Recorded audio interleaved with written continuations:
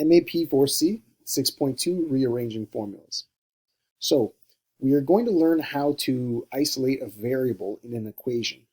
And oftentimes I will hear people say that there are certain tricks like moving a number to the other side makes it negative, but I want you to think of the opposite operations that are happening to achieve each of those different tricks that people use.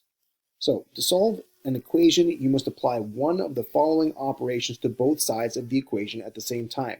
So if you're trying to isolate a variable, no matter what, as long as you are applying opposite operations, you have not made a false statement in the next line of your equation. So keep that in mind.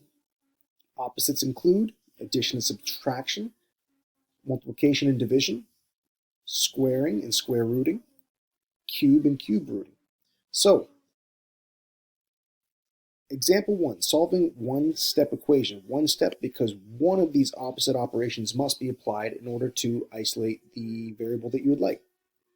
So solve for the variable x. Y is equal to x plus 4. On the side of the variable, what would you do to get rid of 4? You would subtract 4, because 4 minus 4 is 0. But on the left-hand side, we have y minus 4, because we subtracted 4 from the right side, also has to happen on the left side. Then we have our variable x isolated. So with one operation to both sides of the equation, we've isolated the variable. It's customary to write the isolated variable on the left-hand side and then as an expression of some other variable, in this case y. So in this case, y is equal to x minus 8. We could add 8 to the right-hand side, and it would eliminate the subtraction. We'd have 0. But if we added 8 to the right side, it's also added to the left-hand side. And we write our expression of x in terms of y. So let's just look at the opposite operation for each example quickly and get through the rest of the examples. We have 2 times x. The opposite of multiplication is division. So divide each side by 2 at the exact same time. You would get x by itself because 2 divided by 2 is 1. So we have x is equal to this value. And we can switch the left and right hand side. It's still a true balanced equation. So x, the variable we're trying to isolate, is expressed in terms of y. Y is equal to x divided by 9. So if the isolated variable, or the variable we're trying to isolate, is being divided by 9, multiplying by 9 will result in an isolated variable because 9 times x is 9x. Divided by 9 is just x. We've isolated x by itself. It's equal to that left-hand side, and we can express it that way. E. So when we have a rational coefficient in front of x, so that means 3 divided by 4, we have 3 times x over 4 times 1. There's 2 operations that are happening at once here. 3 is multiplying by x. X is being divided by 4. So we have to undo each of those operations. So if you multiply by the reciprocal, it's really doing 2 operations at once. But we are just multiplying by the reciprocal. 4/3 is the reciprocal of 3/4. It's like flipping.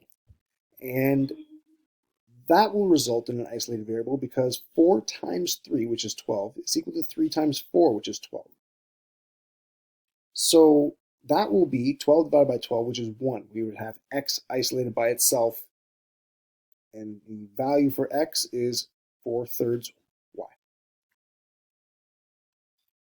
Next, when you have a negative coefficient in front of x, there's multiple ways you can do this. You could multiply each side by -1 because -1 times -1 will result in +1. And that's just 1x. We have isolated the variable. On the left-hand side, if we were to multiply this by negative, 1, we end up with negative y. So you can also consider this to be division by negative 1. You'd still get the same result once you move the negative to the numerator. Y is equal to x squared. The opposite of squaring is square rooting. So the square root of both sides at the same time, we get x as the square root of x squared is equal to the square root of y. Next, if we have the square root, the opposite is squaring. So if we square both sides, the square root of x times the square root of x is just x. So that is isolating the variable x. And we can say that that is equal to the left-hand side, y squared. X cubed, the opposite is cubic root.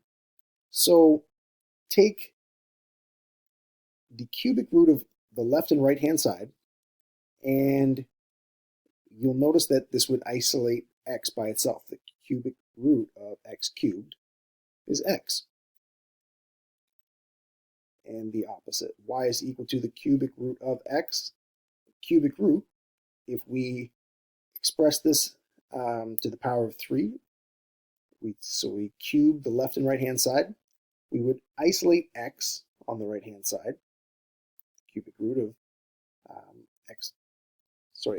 the cubic root of x cubed is equal to x, and y cubed is y cubed.